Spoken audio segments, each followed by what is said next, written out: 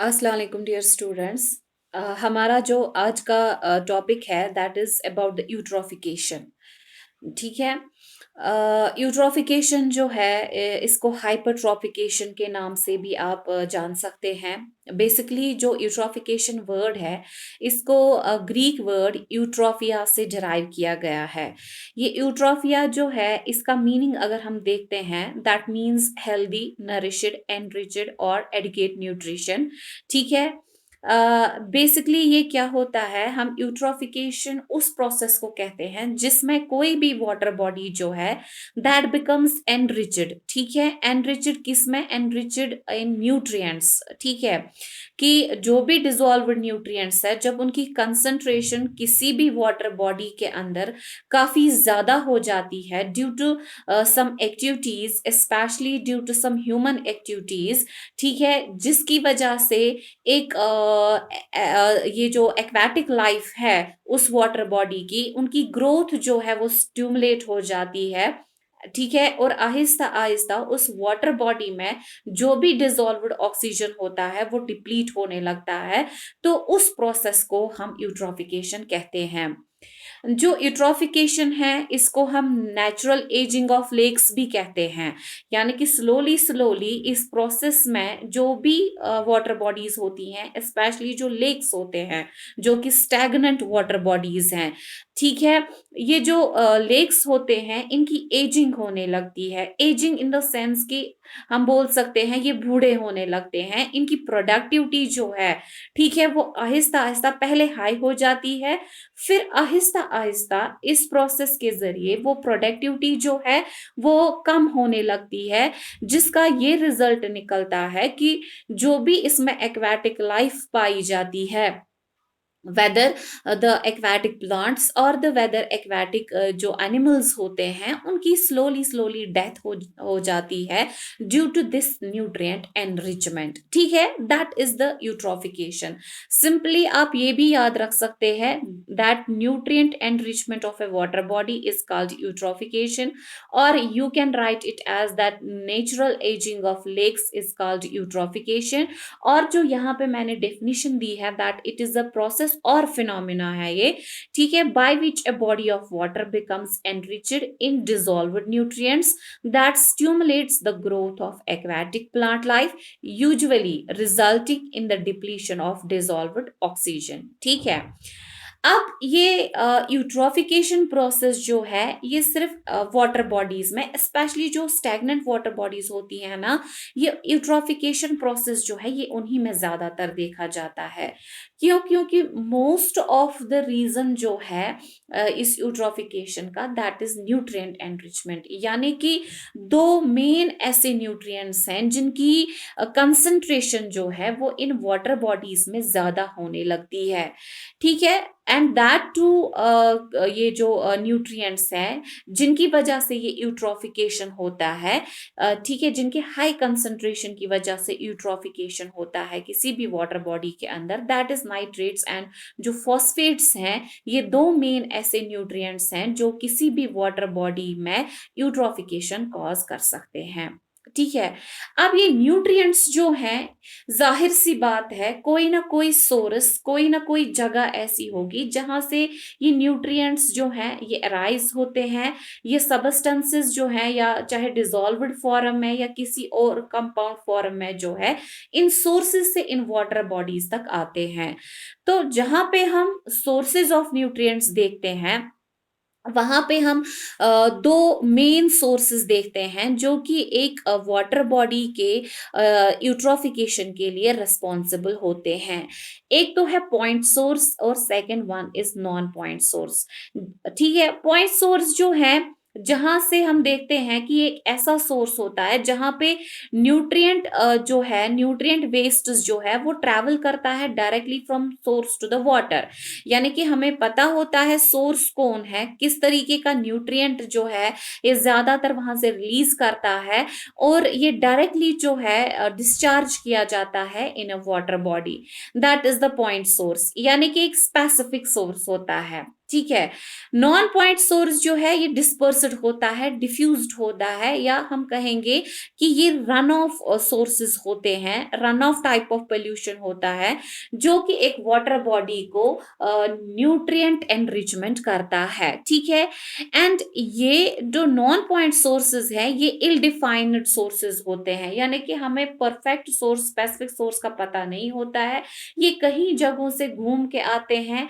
ठीक है। फिर एक पॉइंट में मिल जाते हैं एंड उस पॉइंट पे जो है ये डायरेक्टली डिस्पोज किए जाते हैं किसी भी वाटर बॉडी के अंदर।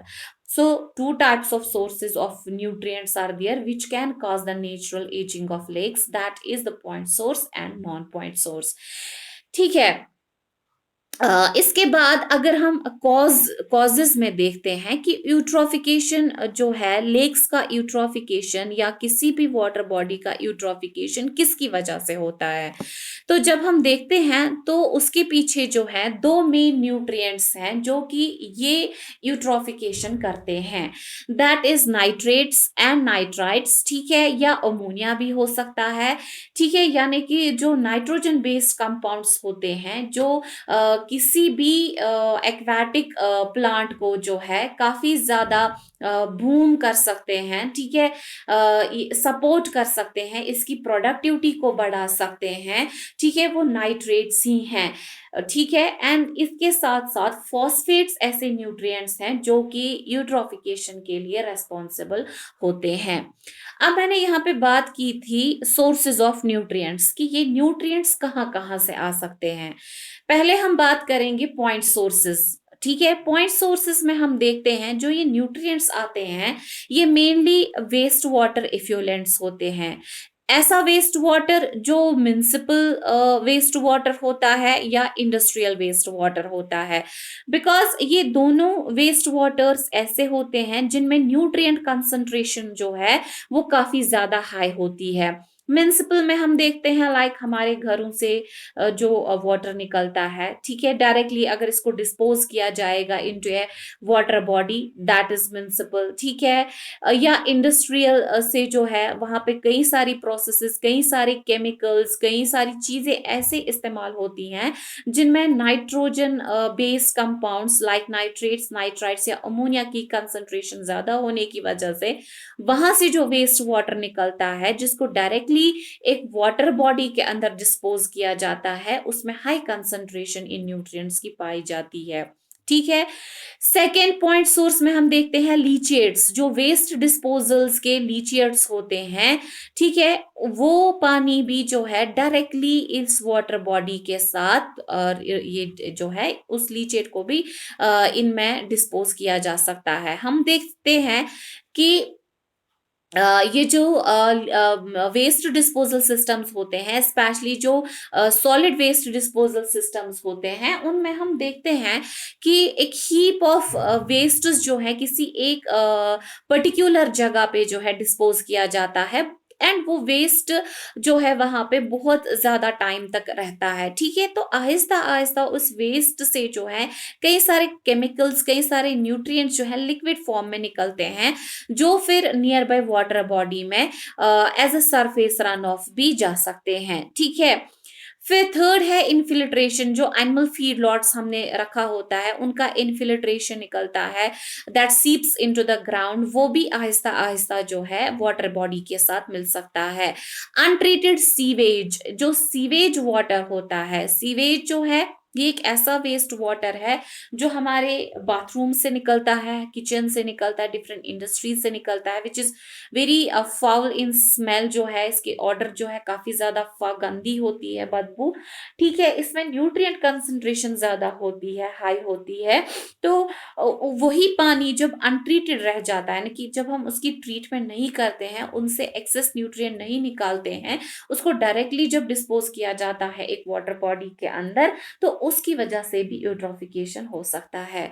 नॉन पॉइंट सोर्सेज में जो भी एग्रीकल्चरल प्रैक्टिसेस हम करते हैं उनके रन ऑफ्स जो निकलते हैं, ठीक है, तो वो नॉन पॉइंट सोर्स में आता है। पास्चर्स जो है या रेंज लैंड्स जो हैं उनके रन ऑफ भी नॉन पॉइंट सोर्स में आते हैं। जो सेप्टिक टैंक्स, लीचेट्स हैं, ठीक है, एक कॉलोनीज में जो है कई सारी सेप्टिक टैंक्स होती हैं, उनके लीचेट्स निकलते हैं, तो वो लीचेट्स भी जो है आहिस्ता आहिस्ता एक किसी भी नियर बाय वाटर बॉडी में डिस्पोज हो सकते हैं, तो वो नॉन पॉइंट सोर्स में आता है। अब है ये जो यूट्रोफिकेशन है, इसके दो मेन टाइप्स हैं, ठीक है, that is the types of eutrophication. इसको मेनली जो है टू टाइप्स में क्लासिफाई किया गया है।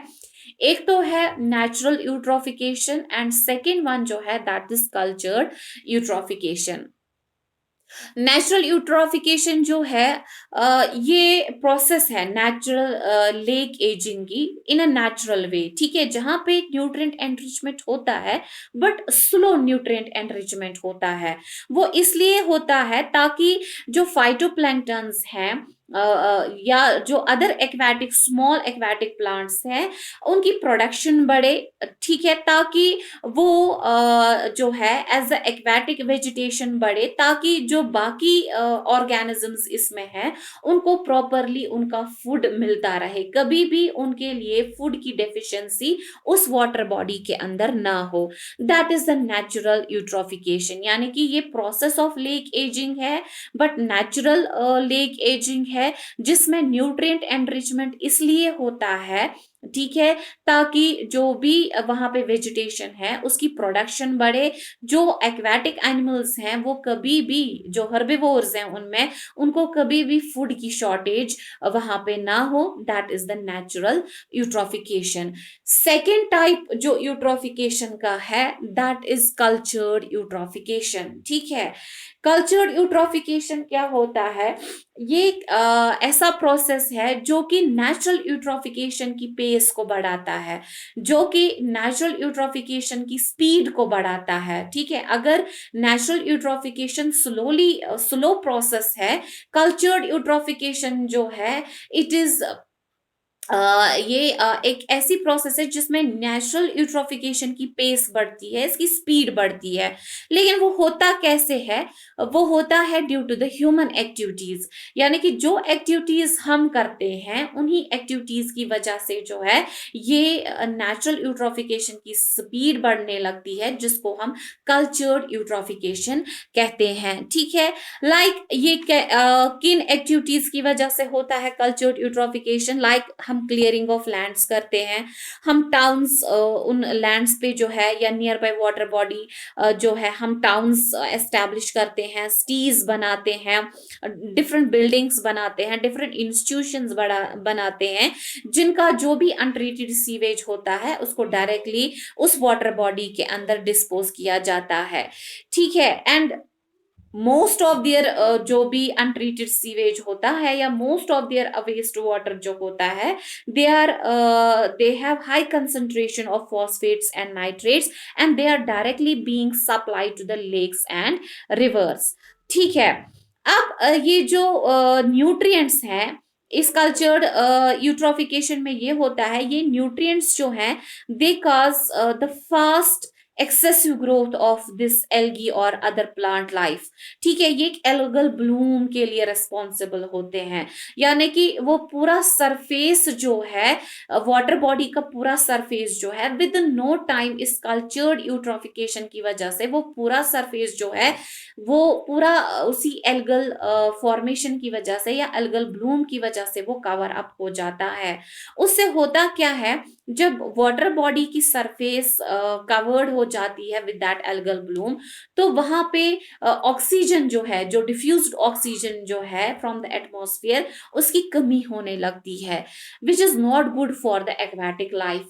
तो उससे होता क्या है, आहिस्ता आहिस्ता जो भी एक्वेटिक लाइफ होती है उस वाटर बॉडी की, वो आहिस्ता आहिस्ता ड्यू टू डेफिशिएंसी और due to the depletion of this oxygen वो खत्म होने लगती है। तो वो वाटर जो है आहिस्ता आहिस्ता देखा जाता है कि एक्वेटिक प्लांट्स की डेथ रेट बढ़ने लगती है एंड एक्वेटिक एनिमल्स की डेथ रेट बढ़ने लगती है, जिसकी वजह से वो वाटर पॉइजनस बन जाता है, ठीक है।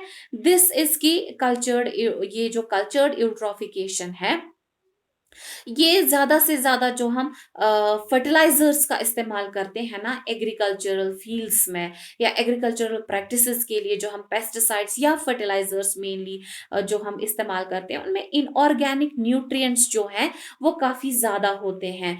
तो उन्हीं इनऑर्गेनिक न्यूट्रिएंट्स की वजह से वहाँ पे एल्गल ब्लूम फॉर्मेशन होता है, एक वाटर बॉडी के अंदर जो कल्चर्ड यूट्रोफिकेशन करता है। अब इसके बाद आते हैं हम इफेक्ट्स पे कि ये जो यूट्रोफिकेशन किसी भी वाटर बॉडी के अंदर होता है, इनका इफेक्ट क्या होता है? इफेक्ट है सबसे पहले जो है डिफरेंट फिजिकल, केमिकल और बायोलॉजिकल चेंजेस इस वाटर बॉडी के अंदर देखी जाती हैं। यूट्रोफिकेशन जो है ये वाटर की क्वालिटी को काफी ज्यादा हद तक डिट्योरेट करता है, खत्म करता है इस वाटर की क्वालिटी को। आपने देखा होगा, अगर आपने डल पूरा देखा होगा, कई सारे पार्ट्स ऐसे हैं डल के जो कि यूट्रोफिकेटेड हो चुके हैं, क्योंकि डल बहुत बड़ा एक वाटर बॉडी है जो काफी सारे एरिया को कवर करता है।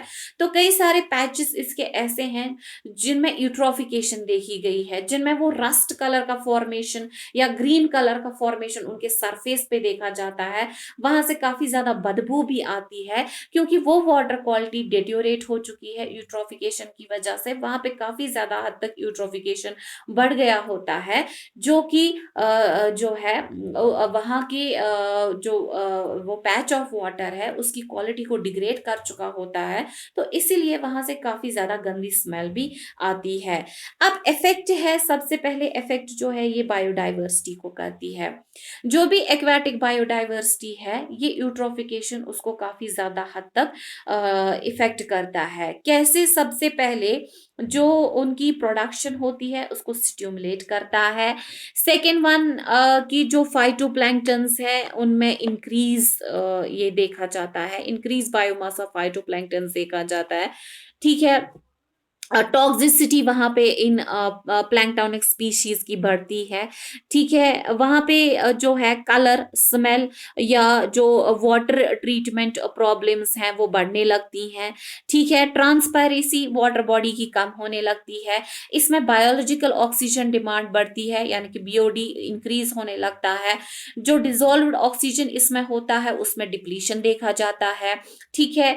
इसमें जो भी एक्वाटिक फिशेस, जो फिशेस वगैरह होती हैं, उनकी इंक्रीज डेथ रेट देखी जाती है। ठीक है। इसमें loss of desirable fish species, यानी कि जो डिजायरेबल फिश स्पीशीज एक वाटर बॉडी के अंदर होती हैं उनमें काफी ज्यादा लॉस देखा जाता है। ठीक है। रिडक्शन देखा जाता है उन फिशेस में जो हार्वेस्टेबल होती हैं। ठीक है। तो इस तरीके से बायोडाइवर्सिटी जो है वो डिक्रीज होने लगती है only due to the formation of this algal bloom. वहां पे न्यू स्पीशीज इन्वेजन देखा जाता है। न्यू स्पीशीज इन्वेजन यूट्रोफिकेशन में काफी ज्यादा हाई होता है, क्योंकि एल्गी जो वहां पे प्रेजेंट होता ही नहीं है इन न्यूट्रिएंट्स की वजह से, उसका फॉर्मेशन वहां पे देखा जाता है जो पूरी तरह से उस वाटर बॉडी को इन्वेड करती है। ठीक है। एंड कंप्लीटली जो है उस वाटर बॉडी के सरफेस को कवर कर लेती है। टॉक्सिसिटी बढ़ने लगती है। क्यों टॉक्सिसिटी बढ़ती है? क्योंकि जब डेथ रेट बढ़ जाती है एक्वाटिक एनिमल्स की, तो उनकी डेथ की वजह से, उन डेड बॉडीज की वजह से जो है वो वाटर जो है काफी ज्यादा टॉक्सिक बन जाता है। एंड जो वहां पे न्यूट्रिएंट कंसंट्रेशन बढ़ने लगता है उसकी वजह से भी टॉक्सिसिटी बढ़ती है। अब ये है कि अगर हमें एक वाटर बॉडी को बचाना है from the eutrophication, eutrophication is mainly the nutrient pollution of a water body. ठीक है। तो अगर हमें बचाना है, हमें क्या करना है? हमें कुछ मेजर्स फॉलो करने हैं ताकि हम किसी भी वाटर बॉडी को यूट्रोफिकेशन से बचाएं। ठीक है। सबसे पहले जो भी वेस्ट वाटर हमें डिस्पोज करना होता है किसी भी वाटर बॉडी में, उस वेस्ट वाटर को पहले ट्रीटमेंट की जरूरत होती है। ठीक है। यानी कि हम सीवेज ट्रीटमेंट प्रोसेसेस का इस्तेमाल करके वेस्ट वाटर को ट्रीट कर सकते हैं, उनमें जितने भी न्यूट्रिएंट्स हैं उनको रिमूव करके हम फिर उसके बाद उसको डिस्पोज कर सकते हैं। हम ये भी कर सकते हैं, हम न्यूट्रिएंट्स की रिसाइकलिंग कर सकते हैं। ठीक है। हम इनऑर्गेनिक फर्टिलाइजर्स का कम से कम इस्तेमाल कर सकते हैं। ठीक है। एल्गल ब्लूम्स जो बनते हैं उनको रिमूव कर सकते हैं। ड्रेजिंग प्रोसेस हम कर सकते हैं इन वाटर बॉडीज की, जिससे हम अनवांटेड वीड्स को रिमूव कर सकते हैं ताकि वाटर बॉडी सेफ रहे। ठीक है। या फिजिको केमिकल मेथड्स के जरिए जो है हम इन डिजॉल्व्ड न्यूट्रिएंट्स को रिमूव कर सकते हैं। तो इन तरीकों से जो है, अगर हम ये तरीके अपनाते हैं, इन तरीकों की मदद से हम किसी भी वाटर बॉडी को यूट्रोफिकेशन से बचा सकते हैं। ठीक है, that was all about the eutrophication.